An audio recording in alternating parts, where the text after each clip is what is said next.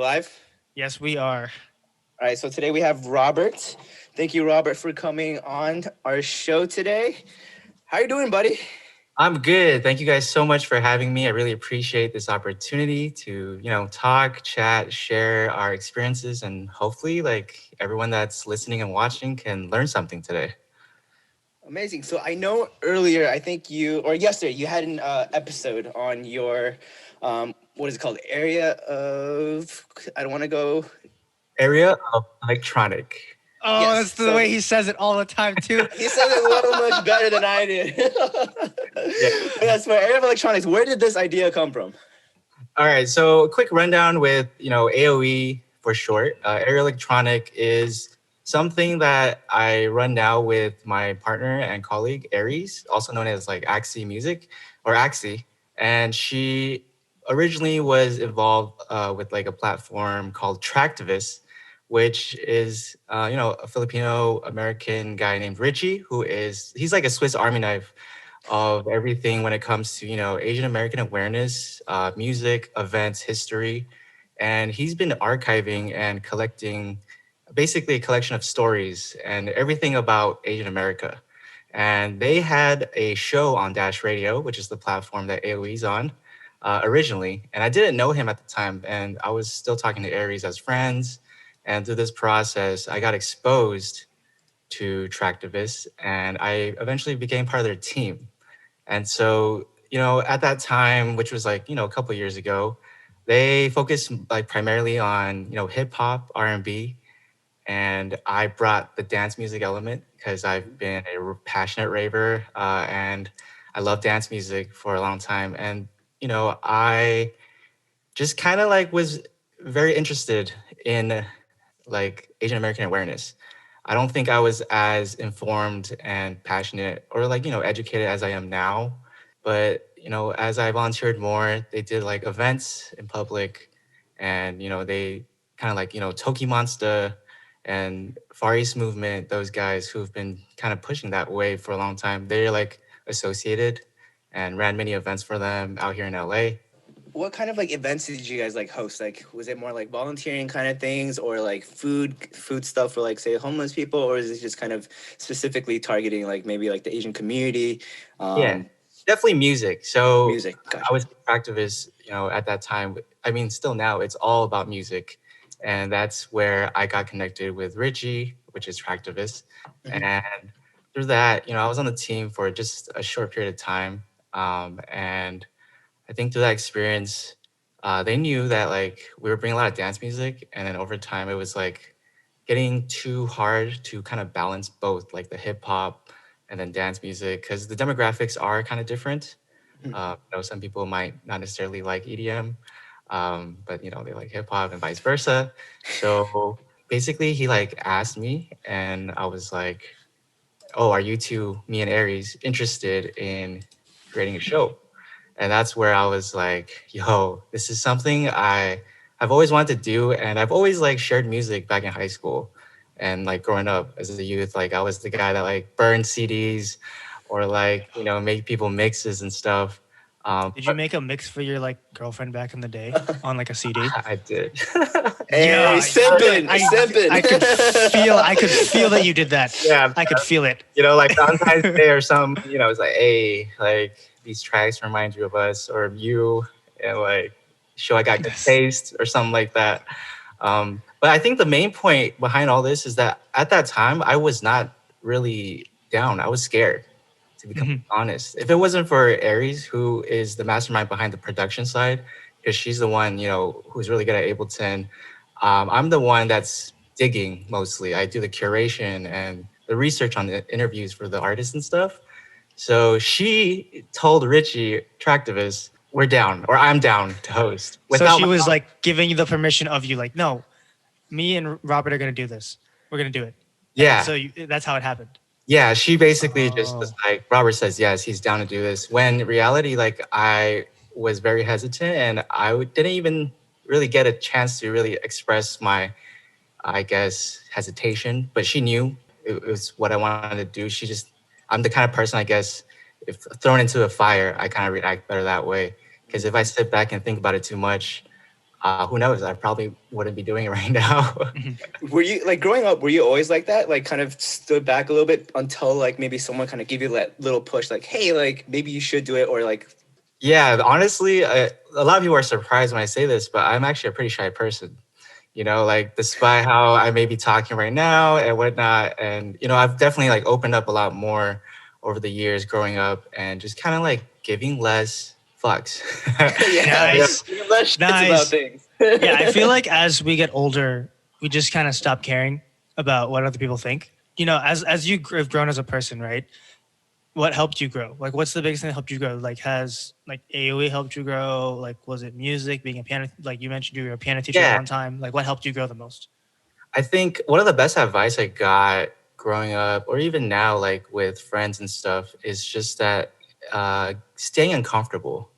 You know, I think every uncomfortable moment in my life, despite how it felt at that point in time, when you look back, every game changing moment in my life was something very uncomfortable. And that's something I'm trying to embrace more as I keep pushing forward. Is that like, I now strongly believe that the success of someone is largely dependent on how many uncomfortable conversations you're willing to have. Yeah. So that includes like uncomfortability with your family, like with like your partner, with your friends, like being able to like say something that kind of gives you like a pit in your stomach, right? Like, is there a Yeah. conversation or like a moment that has stuck out to you the most, like the last year? Because we're in such a special time now, right? Um, Yeah. I think, even with AOE, music is not something coming from, my Asian background. Parents don't usually support simply because there's a lot of like instability that's usually tied with being in the creative field, whether it's like, music, art, movies, entertainment. You never really know, right? So that was definitely like one of the most uncomfortable conversations I had to have. And I had to prove it. You can talk all the talk, but it was until like the show aired and I showed them, hey, this is legit. This platform is, good. And I'm here really kind of like influencing people and educating people, enlightening them, whatever it is through music. That's when they were like, okay, like, fine. What was like that moment when that happened though? Like when they like, hey, Robert, that shit was good. I'm gonna listen to this every Friday and Saturday. Like, did you feel some type of way, or like, did you feel like, all right, like now that I've accomplished this, or like gotten their approval, now I can like put in more effort, more time to make it an even bigger thing? Yeah, I think it's still an ongoing thing, because my parents are definitely like, older and they're more conservative, they're traditional, right? So my way of actually kind of easing into this was what I did before AOE, which was being a music teacher. Because music teaching, is something that like all Asians tend to do. Like I grew up classically trained. So it was kind of my way of paying it back because my parents understood that part. Because when my dad took me to piano class every week, he gets that. It's very straightforward, But when you're talking about like dance music or artist management, touring, and all these other things, it's a whole new world, and it's really hard to even explain to someone. That's the probably the prime moment was when I started getting artist interviews. That's when it was starting to get like really real, especially when I got bigger, notable names like Elefante or Kashmir pushing this Asian American awareness thing because I think my parents are proud of that I am sticking true and kind of hoping to continue this cultural type of like, I don't know what the word is, but Cultural, like sort of pride, Pride? Yeah. yeah, there you pride, go. right? So then, how do Mhm. you push that Asian American narrative within your show? Because I listen a lot. So what's the biggest way you push it? With curation and definitely like just I have a very complicated view on this actually, because there's people that are very outspoken, and I'm gonna be careful when I say these things because I don't want to like come out the wrong way. But usually, there's people that are very outspoken and they want the entire thing to be just Asian American and like, hey, like every track needs to be a loud expression of who we are, what we do, and at the same time, because it's Asian America, it's a little complicated where I believe if you do your job right and if you can stand out and hold your ground, people will see that you're Asian. You don't have to really say it. And I'm not saying don't say it, because I think that's still very important to speak up. But I'm not out here, telling everyone like this is the best Asian American dance music radio station. I'm just out here saying this is quality radio station. But if you look at me and you look at the people that are running it and who I interview, it should tell you more than enough if you can put two and two together. Yeah, that's pretty Yeah. true. Mhm. Is that how? So, for example, some of your notable people that you've interviewed, like Elefante and Kashmir, right? Or Kashmir, Yeah. is that how you say it? Mhm.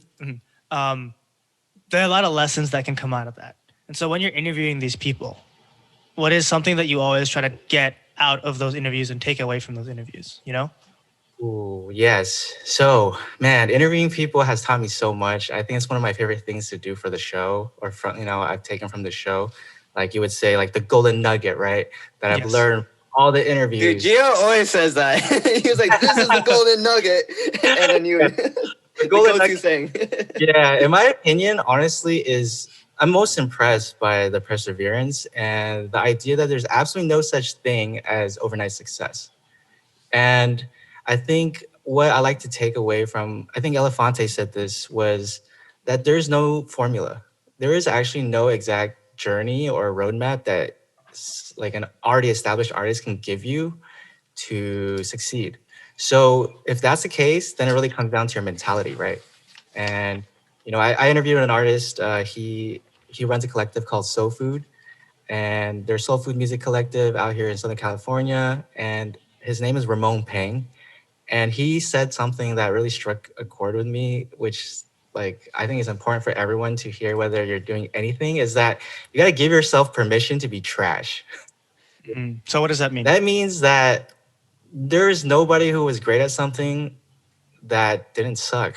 Everybody was Yeah. So, like off the rip, no one is ever good. like everything starts from ground zero, no matter what. Like everyone goes through like those experiences of struggles and like trying to get to a point where like they're happy about, and you don't want to rush that process, and it takes time. And I think people have to see that or realize that no one, like you guys said, no one is an instant like famous person. It takes time. You have to put in the work to get there, essentially. Yeah, like taking your responsibilities seriously, but not yourself.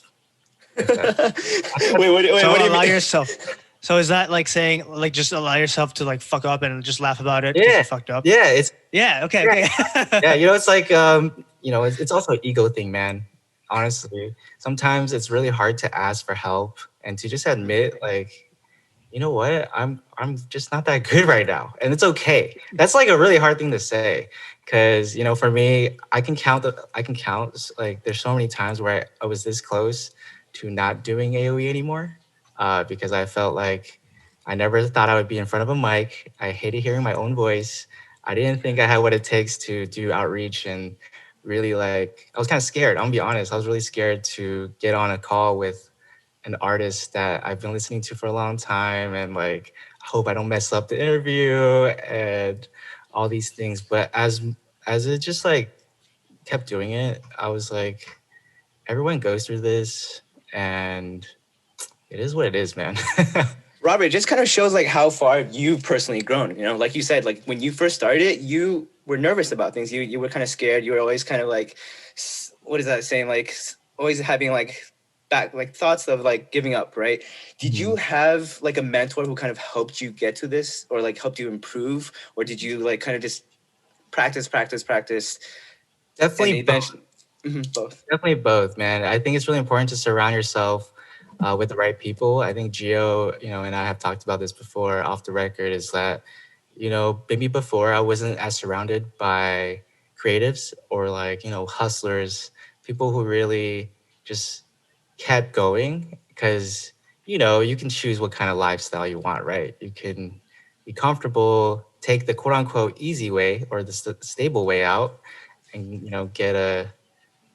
just go do something that's just very cookie cutter, I would say. Like has a roadmap. It's very simple. But in creative fields, it's very hard. So, I've never been more surrounded by creatives than I am now. And I think that's helped a lot. So to really shout out some people, I guess, Tractivist, which is Richie, he's the one that really put me onto this. And then, my friends now, and obviously Aries, which is Axie. She helped tremendously with a lot of mentality and just throwing me into the fire many, many times. Um, and you guys having me even just talk about this is like it's like therapy right now. Thank you. Welcome to the couch, man. We're Welcome on to on the come up. we're on the virtual couch right now. Don't worry. So you mentioned that like you had to surround yourself with a certain type of person, a type of people, right? How did you start doing that? So what was the before and now what's the after? Before I was in the suburbs. So I originally am from, it's called the Inland Empire. It's Chino Hills. It's Hey, I where know Chino Hills. yeah, it's where Big Lonzo, Ball. Lonzo Ball. I'm Yeah, kidding. exactly. It's 909. It's very relaxing, it's chill, it's family oriented. You're usually there for, if you have a family, there's great schools there, farmland, animals, parks. Dude, I can totally relate to you because I grew up in Irvine, which is very, very similar to Chino Hills. Like Yeah. all you really do is it's a bubble. I told Jill this all the time. Like Irvine is literally a bubble. Like you don't have to leave. You literally have everything. Like school's great there. It's farmland, space, or it used to be farmland. Now it's a little bit more like gentrified and everything. But I totally agree with you, man. Like it's just like that family vibe. And sometimes Mhm. it gets, I don't know if you agree with me, but sometimes it gets very, very slow. And that's kind of partially why I personally left. Um, and came to like why, eventually New York that's why a City. lot of people leave. Yeah. And it really just depends on what you want. I know plenty of friends that never left and they started a family and they're on their second kid and they're really happy. And Yep. I can't take that away from them, right? But if you're trying to do something like entertainment or something that really just needs to put you in the city. That's why when I first came out to LA, it was actually like a culture shock, and which can probably lead into, how like I really value East Coast people or just city people. I think even just, between city and the suburbs, it's such a different type of vibe. I had to adjust. I had to think quicker and just hustle. Really, like it teaches you to, I mean, I guess the benefit from coming from that kind of place is that we know how to relax, I guess. We know how to chill and just like take it down a notch. We're like people like when so I work in New York City and people are like, dude, you have that chill vibe from me. I'm like, yeah, I came from California. It's just like where we grew up in. We're just like, yeah, we don't take things too seriously. And I think that's the main like huge difference between New York City and like, say like the suburbs. New York City, like people are like just very like upfront about things, while like, the suburbs, people just like look at you if something happens, don't really say much, just keeps going. Yeah. Just coming from a slower paced background, I'm learning to balance both right now, and definitely trying to just keep it moving, you know, with everyone around me being like, it's very inspirational, man. Like being in the city. I used to just come out here only on the weekends. It was like a thing you do on a Saturday or Sunday. Like, hey, I'm gonna spend the day out here in Little Tokyo or downtown LA and just experience. It's like tourism, you know. But now that I live out here, it's like a dream. Are you still What living the dream? Yeah, Or I think every day I'm super grateful, man. I'm super, super grateful, that I can wake up and be in this kind of environment. I love it, which is why like I haven't really spent time out in the East Coast. I've only been in New York once, and this was just for like a weekend, like during the winter. So I never really got to experience like with my own eyes what the East Coast is really about. And a lot of friends that I have, they're from New York, and you guys, Boston, um, and I just love talking to you guys because it's just the energy is just very, I don't know what the word, just it's hardworking, man, and honest. I know you mentioned how like it was kind of like a cultural shock, right? Did it take time for you to kind of eventually get used to it, or was it just kind of like, oh, I can see myself in this lifestyle, and then just kind of instantly like your mentality kind of just switched to that, going, going, going, grinding, grinding, grinding, just because you're surrounding yourself with so many creatives, just because they're just trying to create so many different kind of things, and you're just like, oh, you're in shock and awe to it. Yeah, definitely not instant, man. I would say I thought I was switched. I thought I was pushing. In reality, it wasn't. That wasn't even enough yet. You know what I'm saying? Was It there was. times where like you wanted to go back to like Chino Hills? I thought so, and then I went back and I realized, nah, I'm good. No, I totally agree with you, man. It's like I like in New York, like sometimes you just gotta leave. I leave and go to Cali for like a week, and I'm like, all right, I can stay here for another week. And after 2 weeks, I'm like, I need to get out of here. Like I just need to go back Yeah. to New York and grind again and not sit on my butt and chill at the beach. Yeah, but it doesn't mean that like I don't like the slower pace. You know, like I know if I wasn't living here in California, which I find it to be hard, I can't really see myself living anywhere else. But if I had to choose, I probably would try the East Coast for a little bit. Mhm. You know, Yeah, I and was gonna then ask, like, since you have grown up in the West Coast your whole life, do you Mhm. think you'll move like maybe in the next year or so, or do you still have like a lot of things that you want to accomplish first in LA? I don't think I will forever be in LA, to be honest. And this can even get global. You know, I could see myself actually taking some time in Asia. You know, I am Taiwanese American, Hey, me so too. Nice. hey, hey, Taiwanese pride. Woo. but you know, I could see myself spending time in Asia, which I did. You know, I didn't go back to Taiwan until like 3 or 4 years ago, and that was after like 20 plus years. That was your Oh So first time. wow. That was your first time ever. it was like probably my second time. My first time was like when I was like 4 years old. And Oh. I didn't go back until I was like 25, 26. Mhm. And I ended up spending 10 months there. Oh And shit. I was teaching English and music at a private high school around Taiwan.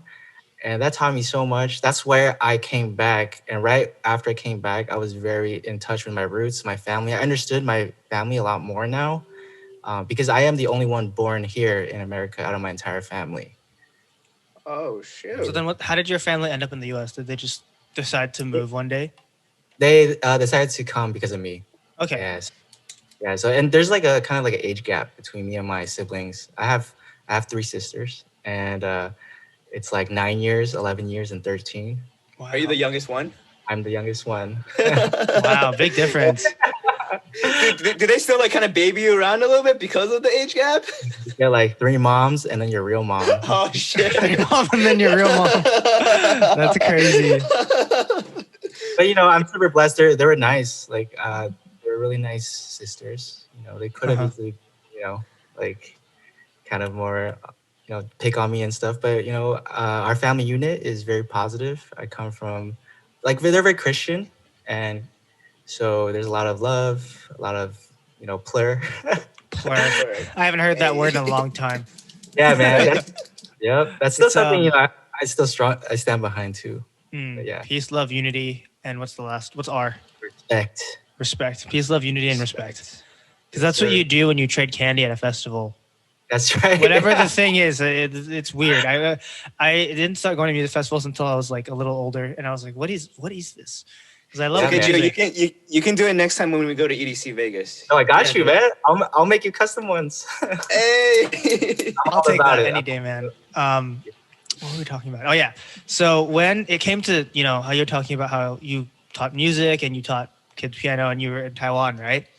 Mhm. So then how did you end up going to Taiwan and like how did you just decide one day to go to Taiwan? Like how did that happen?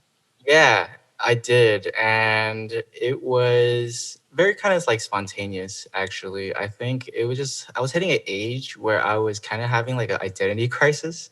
Like, I just never understood why sometimes my family or my parents wouldn't get me, and vice versa. And I think I came to a point where it's like, okay, I need to go back. Given that, like, now that I have a more mature brain, I'm older, I can go back and fully like soak it in like a sponge and understand where I come from. And I think that's so important. And that's going to this Taiwan thing is actually right before I came back and got in touch with Tractivists. Mhm. So it was like that's the sequence of events was that I went back for 10 months and I got so like engulfed in the work culture there. Asia work culture is so like hard in the paint. Wait, can you describe it a little bit? Because I What never is- worked in Yeah. in No, Taiwan Yeah. before. I've worked in the Philippines before, but I don't know if it's different in like East Asia, right? Yeah, I mean, every morning you had to be at the school at like 7 a.m. So I wake up at like 6 something, get ready, get there at 7. I don't even know when class start, like 7:30 or 8. And you go all the way until like 5 p.m. And that's me, that's my schedule. And that's every day, 5, 6 days a week. Sometimes they have weekend school. But for the students, right, they have night class. It's like tutoring. And they do that from like they probably have like 1 hour of dinner and then they resume at like 7 p.m. and they do it until 10 p.m. So every So day. Robert, was this Yeah, like was this like a private music school that you taught at? it was a private high school. High school. Okay.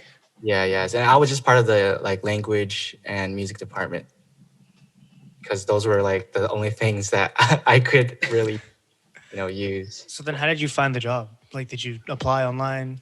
It was a family friend.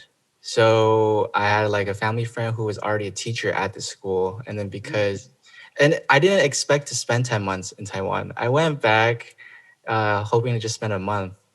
And then this opportunity came up. And I was like, okay. And I ended up just kind of like spontaneously biting the bullet.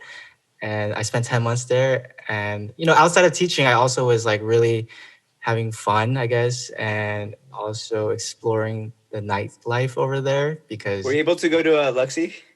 yeah, oh my gosh. Yes, Luxie, man.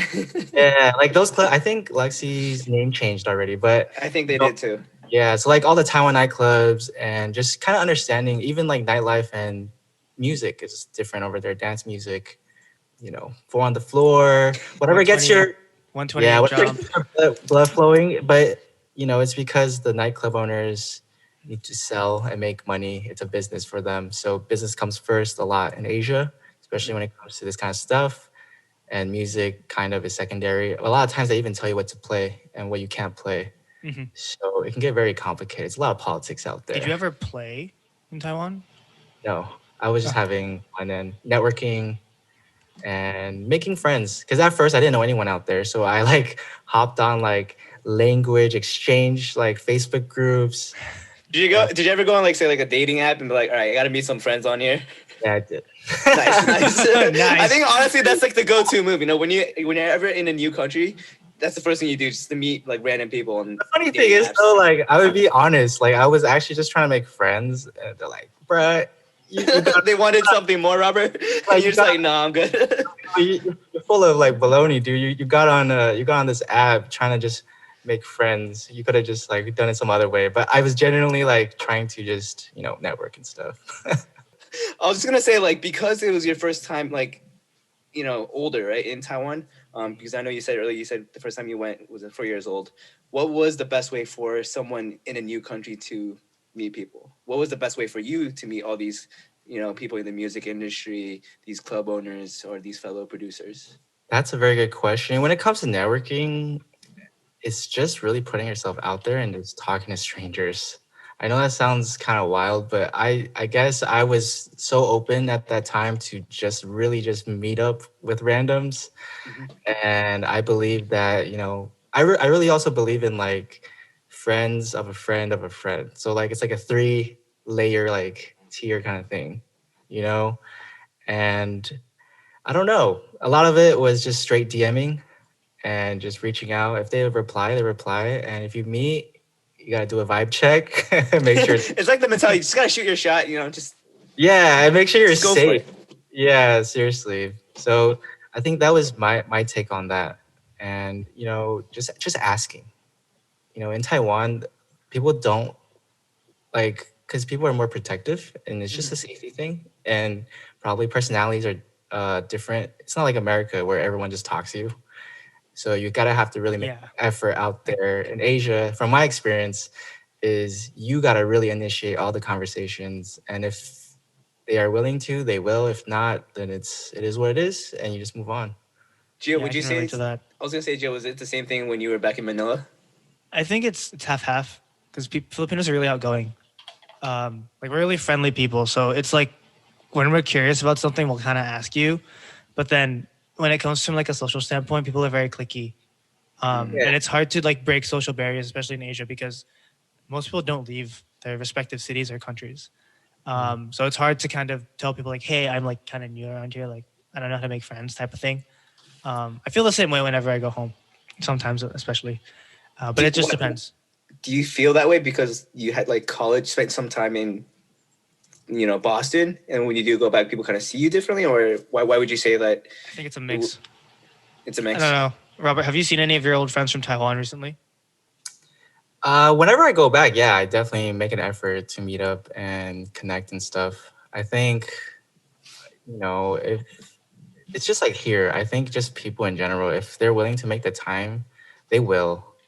And if not, then you can kind of just, you kind of Let's get cut it. them out. Yeah, you know? Yeah, I mean, for me, networking was very much just asking, which is really hard though. I might, it's easier said than done, Yeah, it's just especially, taking that first step because I think people are always hesitant to take that first step and think that the other person that you ask for help might judge the shit out of you. But yep. people like to be asked questions. People like to be like, "Oh, you're actually curious about what I do, how I can help," and then you just easily open up. Yeah. And that this also applies a lot with like, AOE right now. I still get really nervous reaching out, even Mm. if it's through emails and stuff, man. And it doesn't matter my track record or who I've already interviewed. Every time it's a new person, you never know. And it's something I'm still constantly working on, like just control like your action and then just forget about the emotion part. So What's like your go-to line when you do reach out to a specific person? I think what's really important is knowing what value you bring to the table. So whenever you reach out to anybody, you kind of, obviously ask them about themselves. You want to be personal, right? You want to kind of be friends too. Yeah, it's business, it's work, but at the same time, it's so much easier in a way to do things with people you kind of know just more personally. I'm sure with between you two, right? If you two weren't like really good friends, this podcast vibe probably be a lot different, and the Oh way yeah, you guys no, are. we wouldn't be able to talk to each other. We'd be like, I don't know what to say right now, like half the Yeah, time. it would just be a little more tense, and that's obviously something like it still happens, and not every person I reach out to is going to be like happy to talk to me or vibe the same, and Mhm. that's happened and it's okay. But it's just about like if we have a common goal, common interest, then just focus on that. Yeah. If the people don't click, then just focus on the goal here, because I've been watching a lot of Hell's Kitchen and Master Chef. And like I've just been learning a lot about like teamwork through watching that kind of show. And it's like, yeah, they probably hate each other, but dude, you're trying to serve, the top level food. It's similar goal. Same thing with teams. Mhm. And AOE, I'm not always on the same page with Aries when we run our show sometimes. We have our different opinions on how we should curate or move forward, but at the end of the day, it's like teamwork stuff. And so whenever you're thinking about like who to reach out to next, how do you even Hmm. find these people? Do you just go on their SoundCloud and find their email and send them a cold email like a good salesman? Like, what even do you say is like your opening lines? Like, I run this radio show on Dash Dance X. My Yeah. name's Robert Shiau. Like, what do you say? Yeah, I mean, the definitely like in the beginning stages when we first started, I was so hesitant, and I got plenty of like non-replies, been ghosted plenty, and it's like understandable because it's like, okay, like who are you? What are you doing? All this stuff. But then that's why I said perseverance is very important. You gotta just keep throwing darts, man, and hopefully, fingers crossed, one of them will stick, which is what happened. And the first interview I really had was like an artist called Two Tone Disco. He is active out here, like very very like active in the tech space with VR. He runs a lot of VR dance music events, and he was a DJ at Anime Expo. So like it was through that, like, because I'm a passionate like anime gamer nerd, all of the above. Nice. So I think that helped with him saying yes, because it was like, okay, we both are kind of like in the same interest space. And through that, like I got one and I was like, yes, we got one. Like, you know, there's hope, right?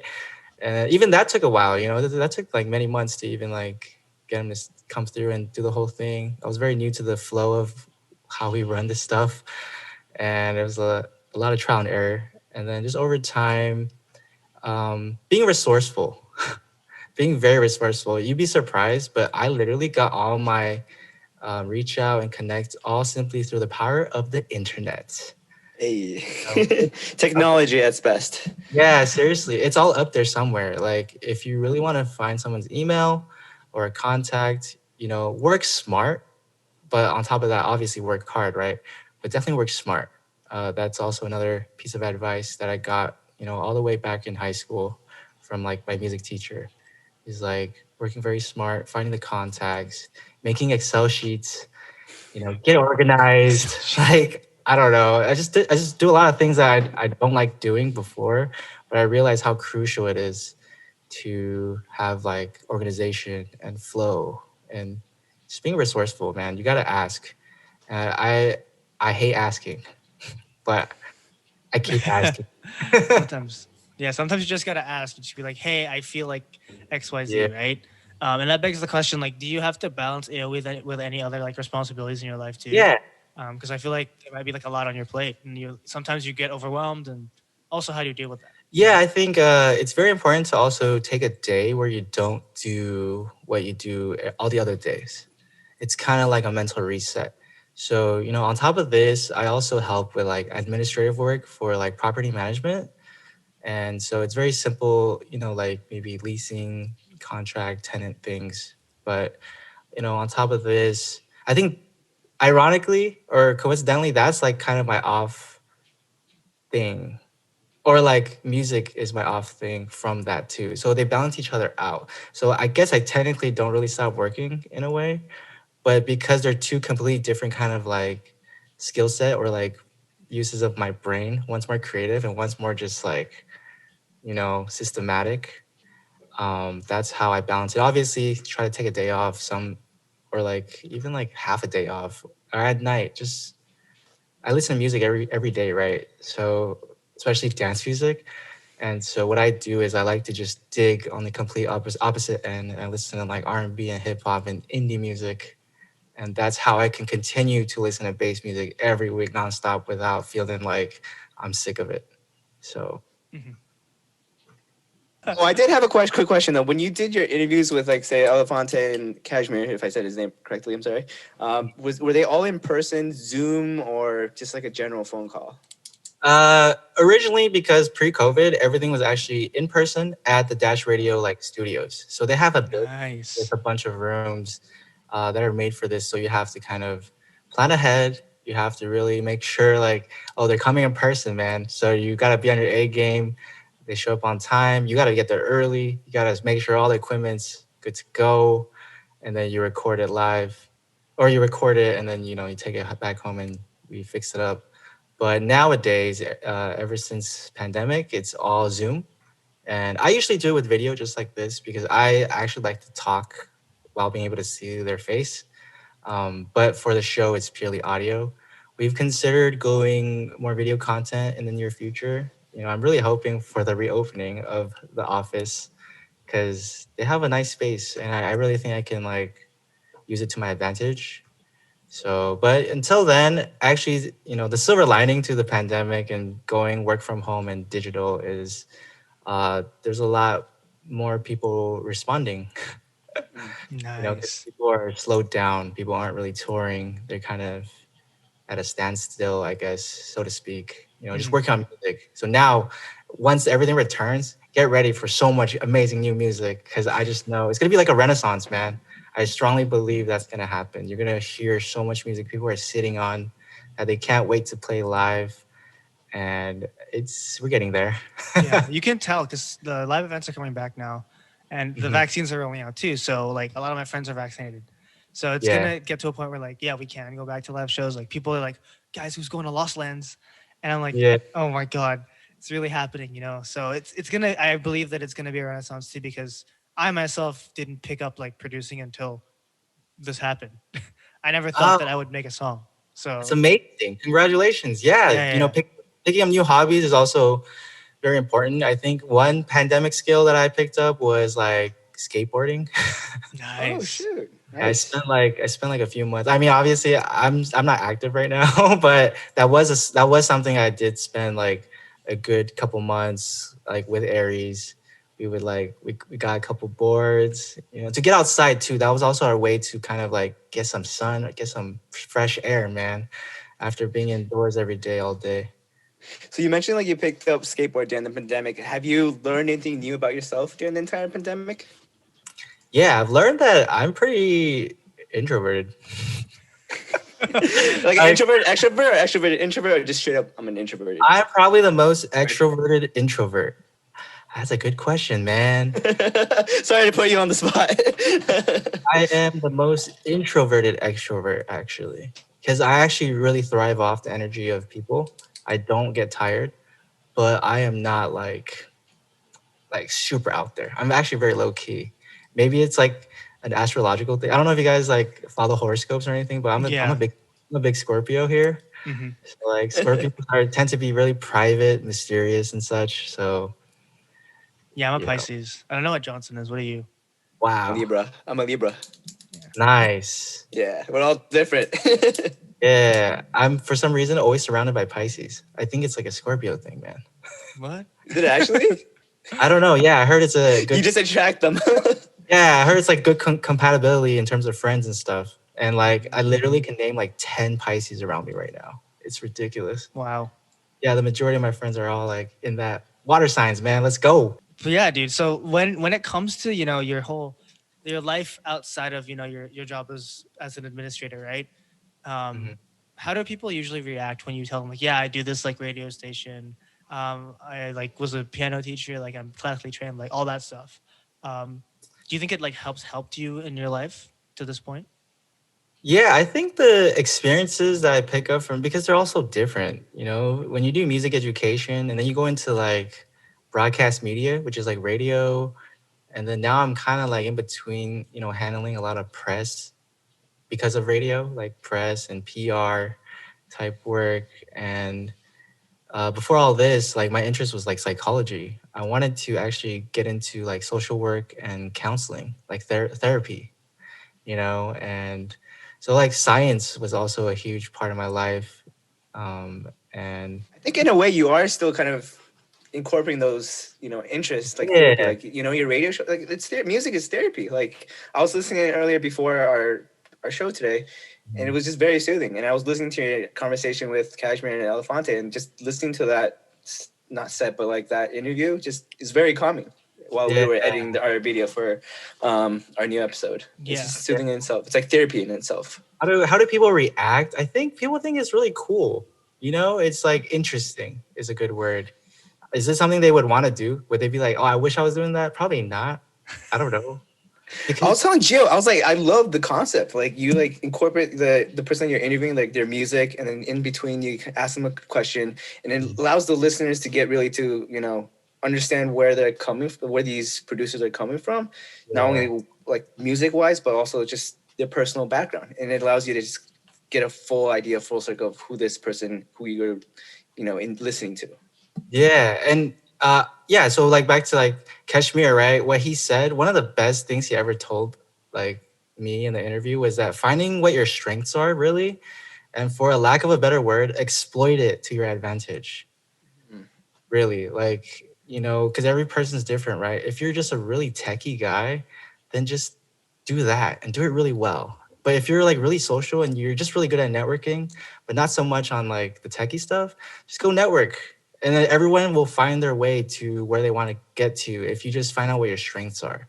It's very important because I see people that, might think you have to be techie, but they're not. And you force that on someone or they force themselves to do it, it's not going to work out, you know? So like, I'm still trying to figure out what my strengths are. I think my strength might be that I am patient and I can listen to you. I can really like listen to someone talk for a long time. Which is It's why, soothing. yeah, which is why you're good at what you do for AOE because you're just kind of like, here's a question.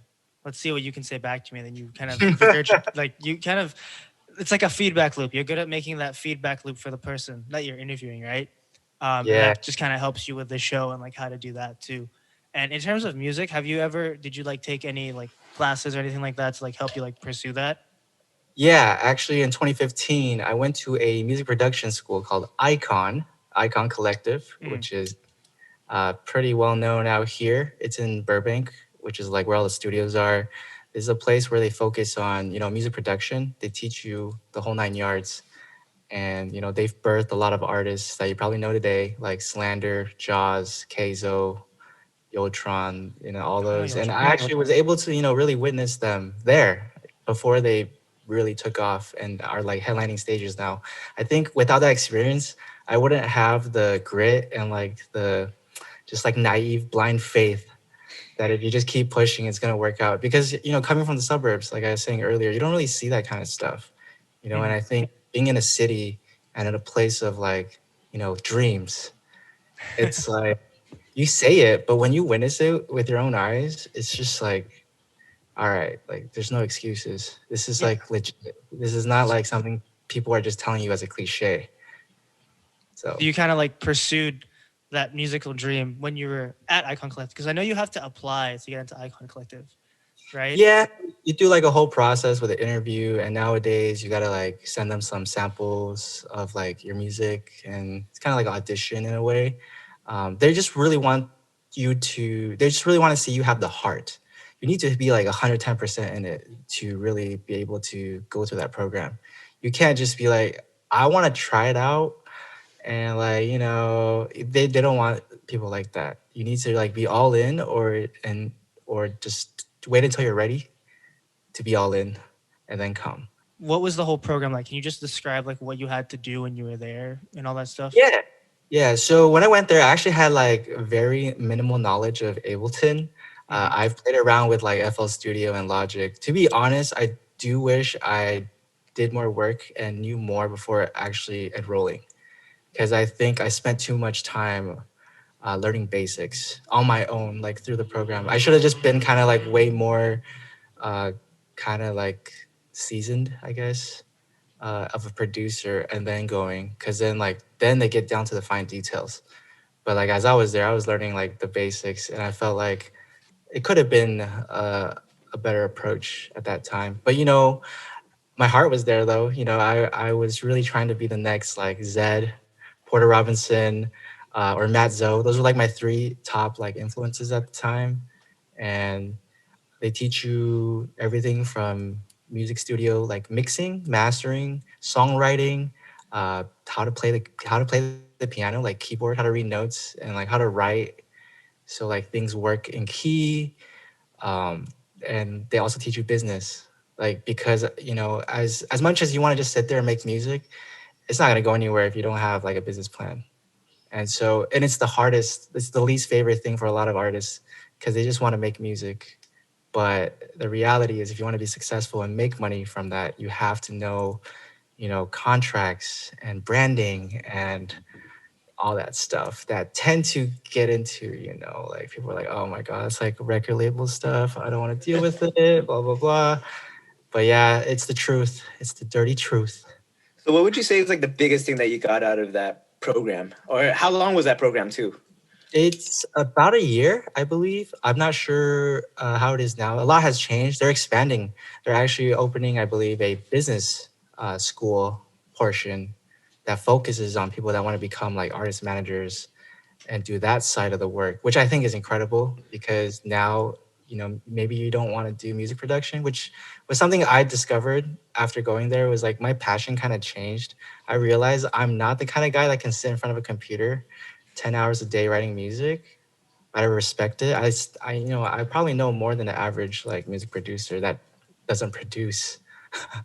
But yeah, I think it's biggest takeaway from that is really mentality. I know it sounds corny, man, but they teach you the power of now and like the art of flow, which Oh, is flow. I know flow. Yeah.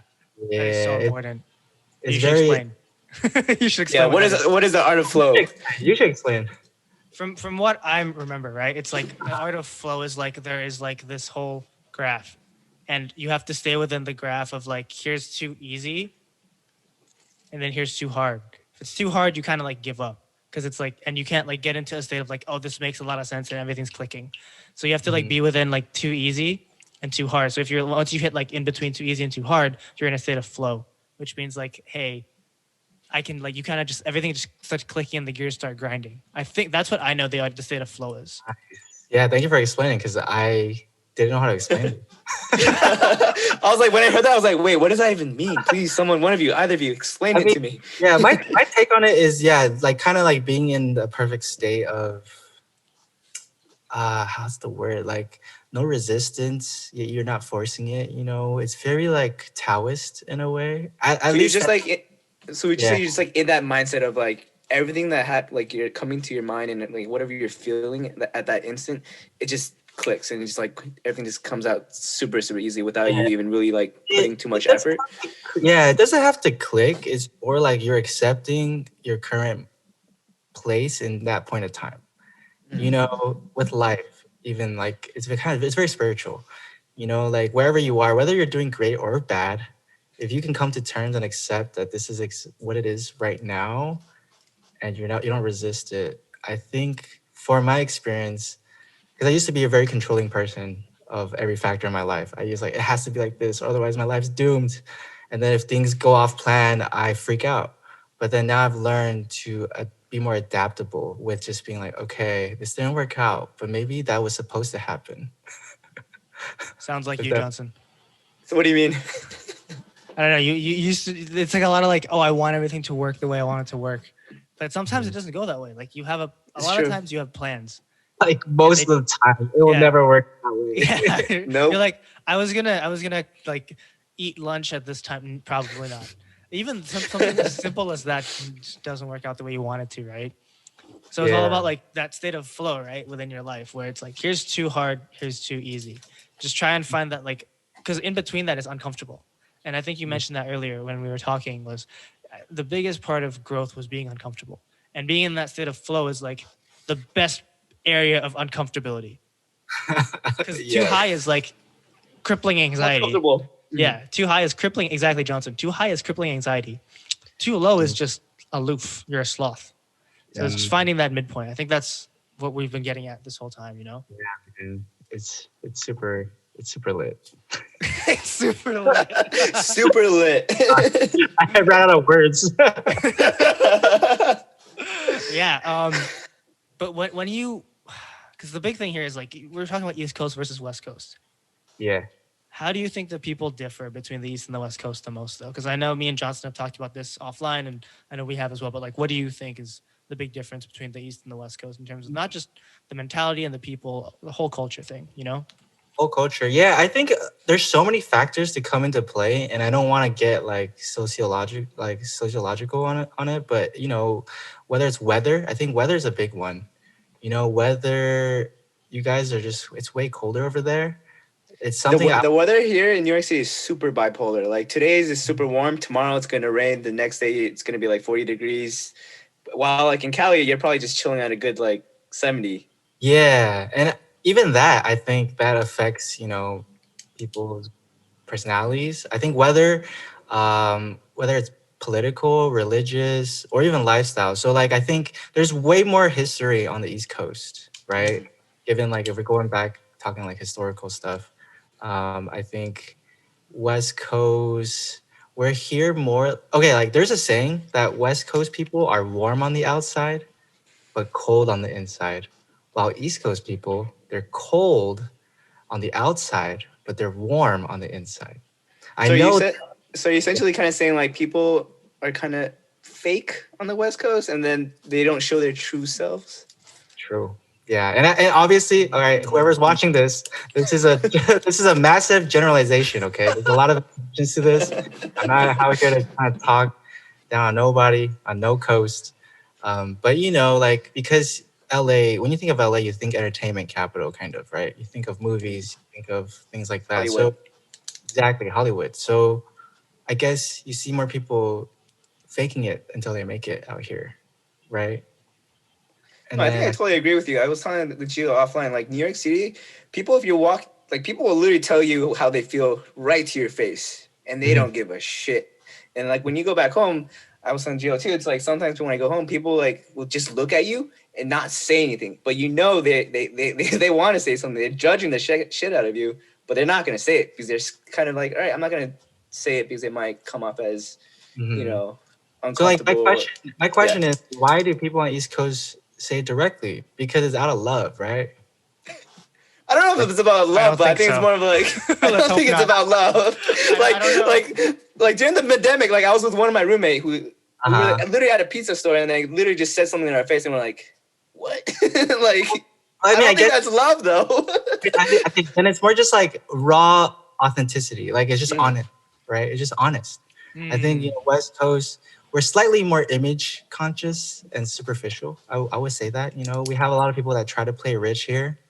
You know, Then maybe on the East Coast, there's like old money, new money. So you have like maybe rich people trying to play more like middle class. I don't know if I'm right. I could be wrong. 'Cause I I never really. don't know. Generalizations. Generalizations. Yeah, they're Generalizations. generalizations. Yeah, I And definitely I here, feel that. yeah, and here like we're more casual. We're not like in formal suits, even in workplace environments, right? East Coast. When I think of New York, I think of like Wall Street. I think of stocks, and business. That's why, and like so appearance is very important over there. Over here, man, you can't tell who is what. Some guy might look like he's just wearing like chill He's wearing t. joggers and like Crocs and just walking around and like, dude, he's probably a billionaire. Exactly, exactly, yeah. So I think even that's very different. And then if we could talk about music, I thought about this question, and if it comes to like music, hip hop, right? Because I'm also a big fan of hip hop. When we're talking about music in the hip hop sense, East Coast is very lyrical. It's more gritty, it's more raw. There's like boom bap and stuff, right? And when you talk about like party music on the East Coast, it's about the ability to like MC a block party. That's what I think is what people think about East Coast rap. And then on the West Coast, we're more focused on song production, more about lyric rather than like lyrical content. It's more melodic. You got G funk, you got like synthesizers. It's all about having a good time no matter what you're doing, and it's the Wild West. So that's what I think is like also can just be expressed through music. You can even tell by music that it's different. And I don't know, that's my 2 cents on that. What's an example of two artists that you can juxtapose together that basically say like here's East, here's West, here's the different sounds? Just so that I can imagine it in my head, because I know you're describing certain types of music and sound, but I just don't know what artist would represent that, you know? I mean, like Snoop Dogg is a very classic West Coast rapper, Mm-hmm. And then I guess Nas or Jay Z. Mm, Nice.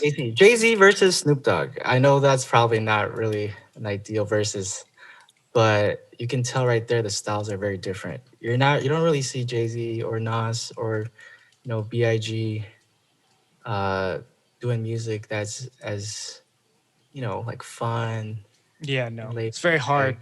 It's super hard. Like Notorious Yeah. B.I.G.'s music is very hard, and then you compare Yeah. that to Tupac actually, and it's Hmm. Tupac has a lot more like it's a lot more melodic. Like Yeah, a lot and of the yeah, jingles. The jingle like California Love. That's a jingle, yeah. and then you think of like Notorious B.I.G. and I can't think of any jingles, Hmm. I mean, right? yeah, he exactly. So, and that is expressed through their life, on that coast, right? You can hear it. It's like because music usually is like an expression of yourself that like you can't put into words, right? That's why we make music is a way to express something that you can't really put into words. So when you listen to even just hip hop, I think is the best example because that's what I know most. In terms of like dance music, I don't think there's really a difference. I don't think so either. Everyone just Yeah. loves the Love Is Gone too much over here too. Millennium and stuff. Oh my gosh. I Actually, yeah, if you're talking about music too, like Chicago and like Detroit, like with house music, that's definitely like where it comes from and all that good stuff. And then Denver, Colorado is like the bass capital. If you oh want, really? Is that where Lost Lands is? Where is Lost Lands? fans is in Ohio, I believe. Why is it in Yo, you're Ohio? way off, bro. Is that I don't know. They're all in the middle, man. Whatever. I'm Yeah. not from here. Yeah, there's like, yeah, there's known like there's known kind of like cities, even countries. Like when you go to Berlin, you're gonna get some good techno. You Second know, house. yeah. So it just varies. And then Taiwan, Asia loves like trance or like Netherlands, Europeans. Yeah. You get the pump It's and going. It's just like four to the floor, like 128 BPM, and that's it, you know. And it's nothing. Hardware, baby. Yeah, Hardwell and Dimitri Vegas and Like Mike, David Guetta. You think of all Yeah. these like old school people that like came up from like Tiesto. Like he doesn't have whatever he wants now, but like Yeah. Tiesto's a good example of that too. Like they all produce house music. And in Mhm. the U.S., you see a lot of trap music because there's a lot of hip hop influences here too, right? Mm. Like I know a lot of people on the East Coast like trap music. Mm. Over like a lot of my friends like EDM, like trap Mhm. music and Mm. dubstep because it's so Yeah. much. It's like it's not the exact like foot of the floor, like just 1, 2, 3 jump type of music. It's definitely the influence there, though. Yeah, and like the UK, you got to shout out the UK. I'm super influenced by like UK dub. I think that was before like what dubstep became what it is here in America. We got some UK dub like Caspa, Banga. I don't know. I can talk about this for ages. Oh It'll man, probably UKF be officials. yeah. UKF official. Wait, what is that, Joe? What is that? You can't just drop it. Like, what is UKF that? official is like a really big YouTube channel for like UK dubstep. Mhm. Yeah, they get like all these like artists that like produce dubstep in there. It's what I used to listen to in high school before all the other labels like blew up. It was like UKF official was where you'd find the dubstep back in the day. Did that inspire you, Joe? No, because it was not my main genre. I don't even Yeah. know what genre I should be producing yet. So I don't. I'm just in the fire right now because I used to be a DJ. Think about So it. yeah, Don't think about it, man. I think just make music that you think sounds good to you or what you want to hear. nice. I will take that to heart. You'll get to that state of flow, bro. I truly believe in that, Joe. Well, we learned the lessons. Hey. But with that, Robert, let's wrap this one up. Do you have any last words for everyone listening? Yeah. First, thank you guys so much for having me on. It's been really fun to talk about, these topics, myself, my story, and last words. If you're listening right now, hang in there. I know the world is very interesting, man. And please look out for one another and just educate yourself and have a conversation. Let's get uncomfortable, have uncomfortable conversations. Let's practice, peace, love, unity, respect. Follow us. Follow, Geo and Johnson and the podcast. Follow Area of Electronic. We're here, we're Asians doing this thing. We're proud. Let's raise awareness and let's educate each other. Much love. And yeah, that's it. Thank you guys so much. Thank you, Robert. And thank you for all the listeners who are listening today. I hope everyone learned a lot because I think Gio and I did. We learned a lot about, the state of flow. We learned about the power of now, and we should incorporate it in all our lives. And thank you, Robert. Yeah. Thank you again, Robert. Peace out, guys. Thank Take care. you. Take care. Take care.